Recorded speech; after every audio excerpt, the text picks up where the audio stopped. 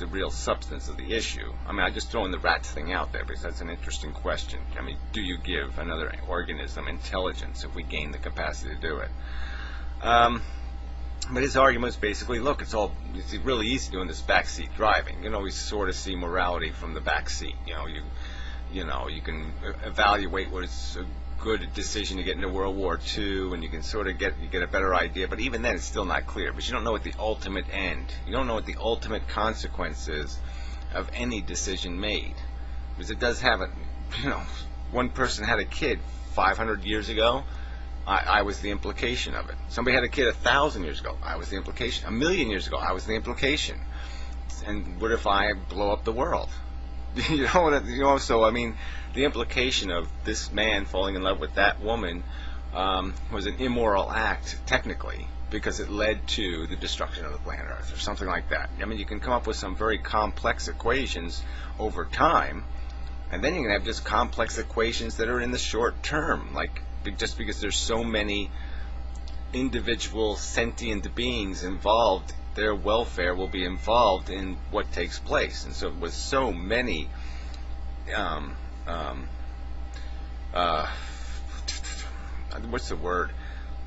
variables in the equation, I mean, the equation just gets preposterously large, and it becomes really hard to do the calculation because there's so many nuances. And then we can't see most of it. I mean, most of it's hidden from us. But often we can know what's probabilistic. And so that's where I would argue, is that the probabilistic morality is accessible. We know what's probably going to have the right end result. Often we can know that. And we can often know what kind of moral decisions really are equal. And so there's no need to enforce a morality because, yeah, it's this or that. So go ahead, do it either way, because it's this or, you know, there's not evidence on either side. Hint, hint on a different subject. I didn't intend for that to be there, but yeah, there are these questions that people have to commit to something, and there's not going to be an easy moral choice. It's not going to be obvious because it's too complicated. It's subtle, and I wouldn't use the word. He uses the word ambiguous a lot. Ambiguous to me is a dangerous word, because that implies as if it must stay ambiguous, as if it's built ambiguous, as if the fog is permanent. And the only thing the only problem that exists is the strength of our vision. We just have to see further. We just need to build better telescopes, intellectual telescopes, to be able to model and see implications easier. So anyway, that's when we get down to the final video I watched. I don't know if it's the final one, but anyway. Where this one I think was the response to me. Yeah, the other one was the response to conference reports. Fred. So anyway, all right. So he asked, on this question of our origins. He doesn't like the idea of this 15 minutes summing up of life on Earth, but yeah, I think it's even easier than 15 minutes with somebody who's more articulate than me. But anyway. His big point, he's raised this before, is where does the chemistry come from for that first reproducing cell? And I mean, I'm stumped by that question because it just seems so obvious. I mean, that's the nature of the universe. That's the nature of material reality. The universe functions that way. I mean, suns create elements. The elements condense on planets. That condensation allows for very complex arrangements of the elements into these compounds, and there's virtually an infinite number of compounds that can be created, an infinite number of arrangements that could take place. And in one isolated little planet in the universe, there's this bizarre thing that took place where enough of these compounds smashed together just the right way to create a thing that was capable of reproducing itself.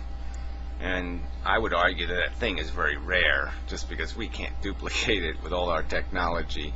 It's not something that just pops out of chemistry all the time, the universe's chemistry. But it's just one of the combinations. I mean, maybe the sword of Damocles could be created by, a bunch of chemistry in a sea on some other planet, some sort of bizarre arrangement of chemicals. So there could be all kinds of bizarre arrangements, but creating that little reproducer, that's a big one. That's not an easy hump to get over. but we don't have to justify it. What we certainly do know, I think, is that the chemistry didn't come from some other chemistry in some other dimension that had the inspiration to say, I'm going to make another universe. I'm going to make a chemistry universe that's going to do chemistry. I mean, I think we know that's not probable, because then we still have to figure out where that first inspiration came from, the inspirer, the first cause. And so I think it's more rational to say the first cause is a dumb force than to speculate the first cause is something that needs to be caused, something that needs to be built, that has to have a whole bunch of causes put it together. So that doesn't make any sense. So I think we know it's crude forces, and this is what universes does. Universes do chemistry. We separate all these sciences. We make a distinction between chemistry and biology and physics and cosmology, whatever you know. I mean, universology. But it's the same. It's chemistry. It's all chemistry. It's all physics. Period. But anyway, all right. So now getting to the substance here. So he's sort of arguing. He's big on this culture thing again, and he thinks culture feeds us something valuable. All these different little human evolutions, and I argue that they're all liabilities. I mean, that little bit of intelligence creates culture.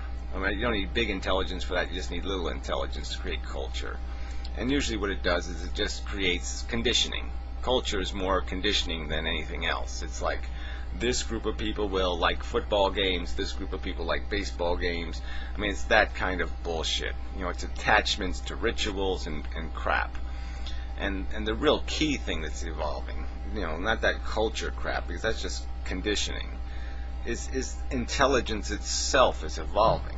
I mean, over the last 10,000 years, I mean, it really got going. It's going faster and faster, and over the last 100 years, we gained all this huge amount of technical understanding. And intelligence gives us the ability to break all the traditions, just blow them all up. And we can see better. We can see the world we exist in, and the context of our existence, and we can describe it in 15 minutes.